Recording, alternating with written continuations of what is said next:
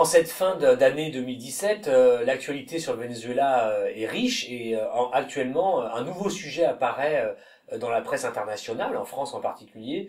Le Venezuela serait au bord de l'effondrement financier et économique parce qu'il aurait été mis dans un défaut partiel par la grande agence de notation Standard Poor's qui fait la pluie et le beau temps sur les marchés internationaux pour décider de la qualité de payeurs des États quant à leur dette souveraine. Ça, c'est le sujet du moment et il est traité d'une manière qui aboutit à ce que l'on pense que le Venezuela n'est plus en mesure de payer sa dette. Or, l'analyse du sujet nous montre que les choses sont un peu plus complexes et que la question n'est pas tellement économique mais surtout politique et géopolitique.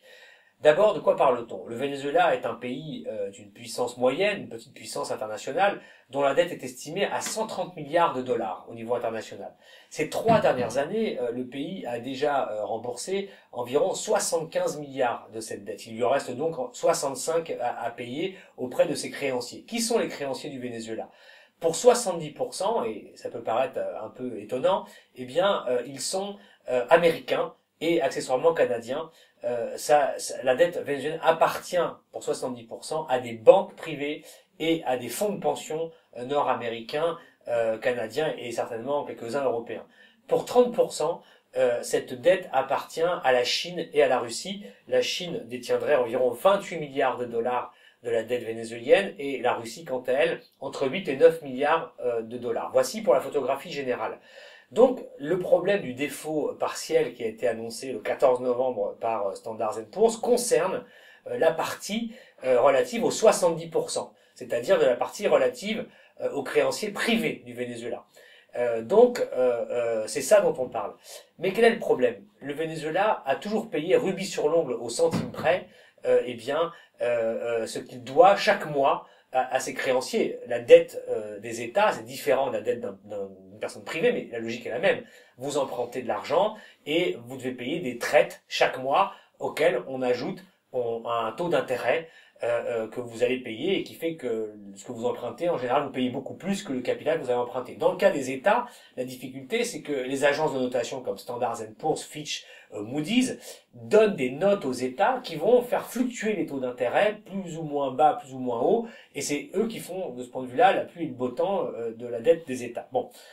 Dans le cas vénézuélien, le problème est le suivant, c'est que le Venezuela ne peut pas payer, n'a pas pu payer une échéance, c'est ça le problème, c'est pour ça qu'on parle de défaut partiel, parce que un jour J, il devait payer une partie, une traite, il n'a pas pu le faire. Mais pourquoi il n'a pas pu le faire? Parce que le pays est visé par des sanctions de Washington, décidées par Donald Trump et avant lui Barack Obama dès 2015, qui ont des effets très importants contre le Venezuela.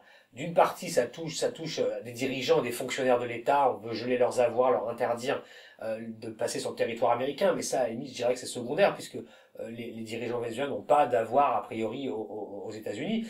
Mais surtout, les sanctions coupent le Venezuela d'un accès au système financier international. Le pays n'est plus en mesure d'être servi, en quelque sorte, par les banques et les fonds de pension et les assurances qui font le système nerveux du système financier international. Et en plus, les sanctions interdisent, sous peine de poursuites financières énormes et de poursuites judiciaires, toute entreprise américaine, banque, société, fonds de pension, qui négocierait ou opérerait des transactions avec l'État vénézuélien et la compagnie PDVSA, qui est la compagnie pétrolière, qui est le poumon de l'économie vénézuélienne. Donc, le problème pour le Venezuela, c'est qu'il ne peut pas, il n'a pas le droit de commercer finalement avec des entreprises américaines, puisque les sanctions l'en empêchent et que les entreprises américaines n'ont pas le droit de le faire sous peine de sanctions elles-mêmes. Voilà le problème qui est aujourd'hui posé au Venezuela. Et lorsque le pays a dû payer cette fameuse traite, il n'a pas pu le faire parce que les sanctions l'en empêchent. Voilà le problème. Le Venezuela n'a pas un problème structurel. Il est capable de payer. Il a toujours payé sa dette. D'ailleurs, ça lui est reproché au Venezuela cette fois-ci par une partie du chavisme lui-même qui considère que l'État dépense beaucoup trop d'argent dans le service de la dette, dans le fait de payer les intérêts, que ça lui fait une saignée financière permanente alors que le pays est en difficulté quant à ses approvisionnements, à son économie, etc. Donc voilà la critique qui est faite au Venezuela, mais si on revient à la question internationale, aujourd'hui le pays est empêché en réalité d'honorer ses obligations financières. Que va-t-il se passer maintenant? Eh bien, d'une part, on voit qu'il n'y a pas eu de panique. D'ailleurs, les journaux internationaux, les journaux financiers comme le Financial Times ou les Échos en France disent, bah, le lendemain du défaut partiel, pas de panique sur les marchés financiers, le Venezuela ne s'est pas écroulé et il n'y a pas eu de vente massive des titres de la dette que les gens auraient voulu, dont les gens auraient se débarrasser. Et de fait, oui, parce que les gens qui sont réellement investis dans cette question de la dette vénézuélienne, les créanciers du Venezuela, savent que le Venezuela paie et qu'il a toujours payé et qu'il pourra continuer de payer s'il n'en est pas empêché techniquement par les sanctions. Aujourd'hui, on dit que le Venezuela doit en 2018 encore payer environ 8 ou 9 milliards de dollars de dette, ses prochaines traites pour l'année 2018. C'est juste. Et on dit de l'autre côté, ses réserves, c'est-à-dire sa tirelire, l'argent qu'il a à disposition, c'est 9 milliards. Donc on voit bien que par jeu de vase communicant, à la limite, le Venezuela aurait ce qu'il faut pour payer ce qu'il doit payer en 2018. Bien évidemment, en attendant, il va continuer de vendre du pétrole l'année prochaine et d'avoir de nouvelles ressources qui vont rentrer. Donc je veux dire, de ce point de vue-là, encore une fois, même si le pays est en situation fragile, il n'est pas en cessation de paiement. Il pourra continuer de payer. Et donc qu'est-ce qui va se passer maintenant?